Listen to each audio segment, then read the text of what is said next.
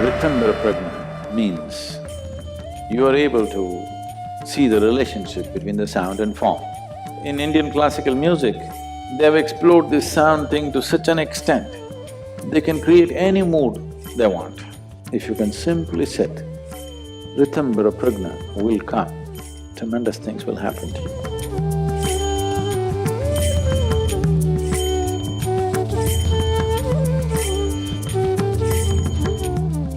There is a certain dimension of perception which is referred to as Ritambhara Pragna. Ritambhara Pragna, Pragna means perception. Ritambhara Pragna means you are able to see the relationship between the sound and form. As we've gone through this many times, probably for many of you, if you feed any sound into a sound measuring instrument like an oscilloscope, every sound gives out a form or a pattern. Today it's a well-known thing that for every sound there is a distinct pattern.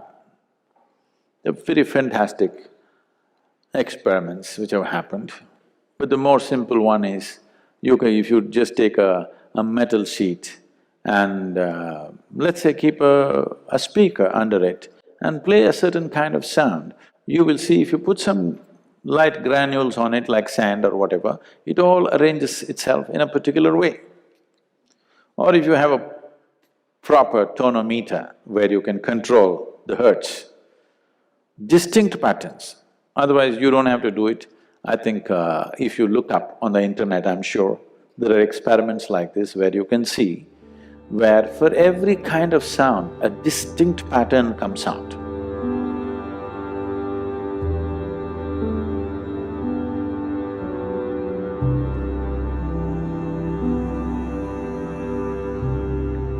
So for every sound, there is a form attached to it. Similarly, for every form, there is a sound attached to it. Now, how to know this? That's a question. How to know which form deserves the right… attracts a certain kind of sound or represents a certain kind of sound. This dimension of perception is referred to as Ritambhara Pragna. Without any background, talking about this may make it little… it may make it a little ridiculous because without the necessary background of understanding, suddenly I speak about something else, it doesn't make sense. Let's put it this way. If you have… if you listen to music, not the music with words, let's say you simply listen to voice or instrumentals, have you noticed different sounds create different kinds of impact upon you? A certain sound brings an emotion of love in you, a certain sound makes you peaceful, certain sounds want you to jive. Different things do different kind of impacts on the system. Even if you are not a conscious listener, it can still happen. Somewhere somebody is playing a rhythmic music, either a folk kind of thing or let's say rock music is going on. You're not really listening, you're sitting and reading a newspaper or doing something else. The body wants to move, this is the first indication it wants to dance.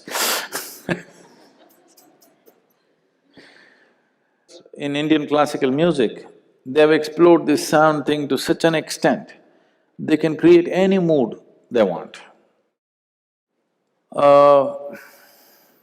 To have some experience of this, music is simpler, easier, no risk, exploration. You must listen to music which doesn't have words. That doesn't mean you listen to the elevator music, not that kind. Somewhere people are exploring various levels of sound, various ways of expressing things, but still not much words, there may be a few words.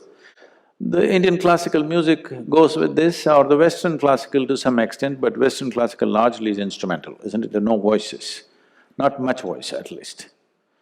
If you listen to voice-based music which doesn't have much words, your ability to have a grasp over this to some extent can happen.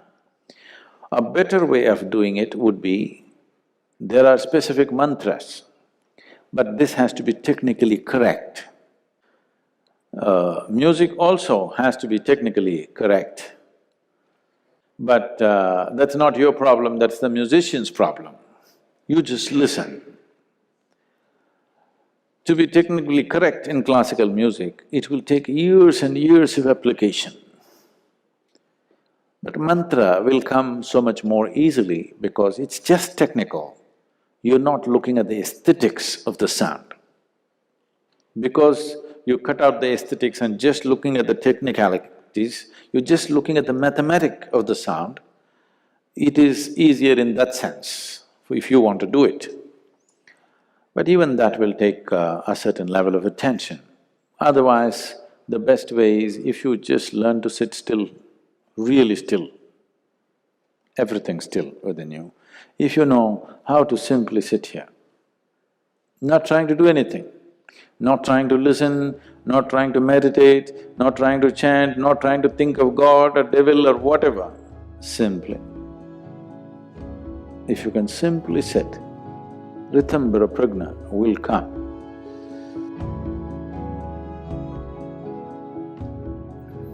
Another way of becoming perceptive to sounds and the nature of sounds is, if you can find a place where there are no sounds of machines and your cell phone will not tink-tink, quietly if you can listen to the sound of the trees, the breeze, the water, just the natural sounds, if you pay enough attention, tremendous things will happen to you.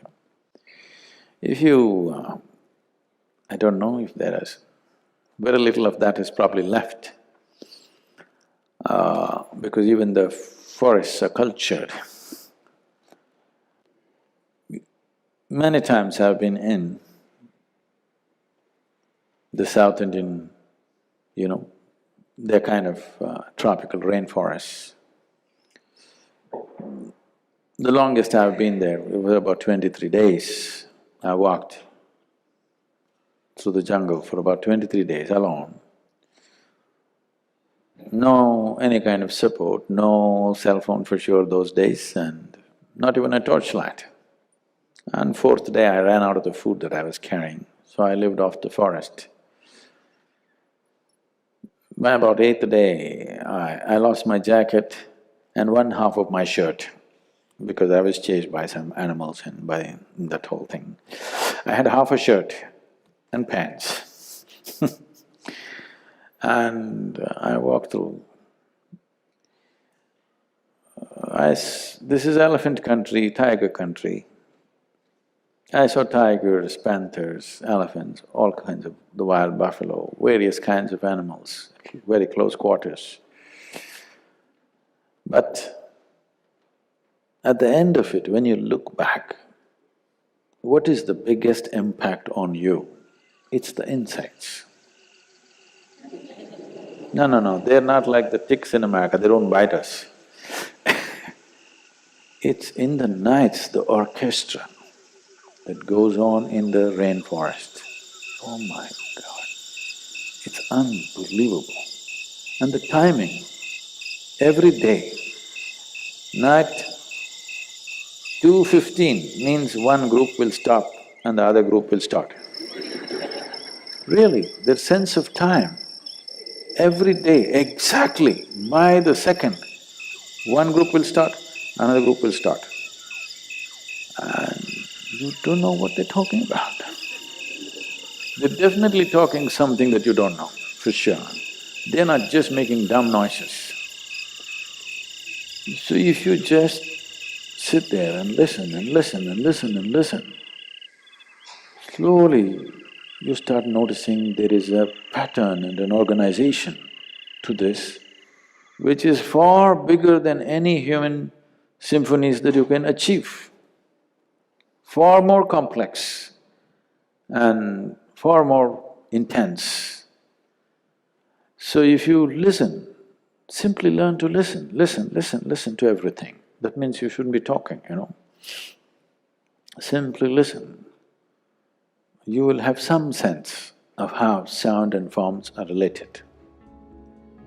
But if you want to make a study out of it, then it will take a different kind of involvement.